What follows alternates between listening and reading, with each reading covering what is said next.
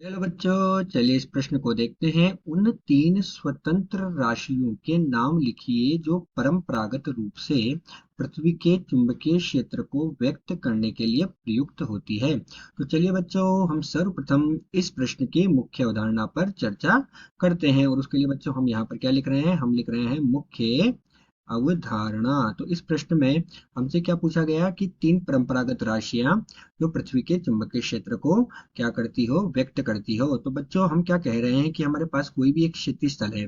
इस क्षैतिज से हमने क्या किया?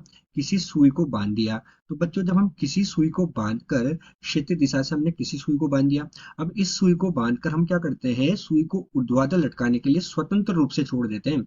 हमने क्षैतिज से बांधा और ऊर्ध्वाधर लटकाने के लिए स्वतंत्र रूप से छोड़ दिया। तो ये सुई जो होती है ये पृथ्वी के चुंबकीय क्षेत्र का जो परिणामी मान होता है उसकी दिशा में चली जाती है। अर्थात हम क्या कह सकते हैं कि हम किसी सुई को ऊर्ध्वाधर स्वतंत्र रूप से लटकाने के लिए छोड़ें तो पृथ्वी के चुंबकीय क्षेत्र जो होता है बी, उसकी परिणामी दिशा में ये सुई हमें दिखती है। अतः हमारे पास क्या होगा बच्चों? ये कुछ इस तरह से सुई दिखाई देगी। तो ये सुई हमें दिखाई दे रही है बच्चों। अब हम क्या कर रहे हैं? इसका एक अलग से चित्र बना लेते हैं बच्चों। तो उस अलग से चित्र में हम प्रदर्शित कर रहे हैं कि हमारे पास क्या है? ये तो हो गई सुई, है ना बच्चों? ये हमारा हो गया पृथ्वी का चुंबकीय क्षेत्र परिणामी।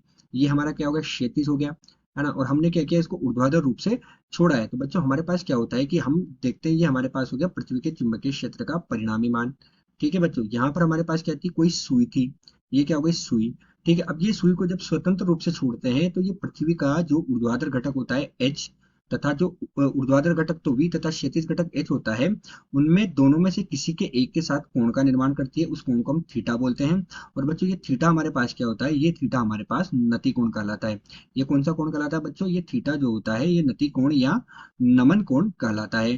तो ये चुंबकीय क्षेत्र के परिणामी मान के साथ चुंबकीय क्षेत्र का ऊर्ध्वाधर घटक या क्षैतिज घटक कोण बनाता है, वो नमन कोण होता है। तो ये जो पृथ्वी का चुंबकीय क्षेत्र एक तो नमन कोण पर निर्भर करता है। साथ ही बच्चों हम क्या कह सकते हैं कि हमारे पास जो चुंबकीय यामी उत्तर तथा भौगोलिक यामी उत्तर जो होता है, तो बच्चों हमारे पास एक तो हो गया चुंबकीय यामी उत्तर, जैसे हम इसको इस तरह से दिखा रहे हैं कि चुंबकीय अक्ष से गुजरने वाला जो ऊर्ध्वाधर तल होता है वो चुंबकीय यामी उत्तर, तथा भौगोलिक अक्ष से गुजरने वाला जो हमारे पास जो यामी उत्तर होता है भौगोलिक यामी उत्तर होता है। तो बच्चों ये तो हो गया भौगोलिक यामी उत्तर।